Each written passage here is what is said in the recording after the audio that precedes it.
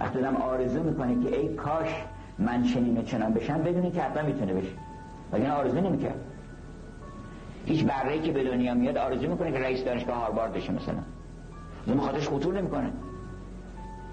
اون آدمی که پدرش مثلا میگه که این بچه رو بخوام بذارم، آرزو میکنه برای اون بچه، برای که میدونه این میتونه.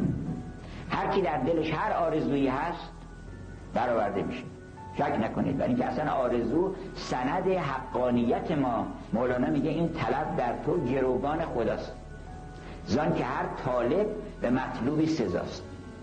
این طلب همچون خروسی در سیاه، میزند نعره که میآید صبا.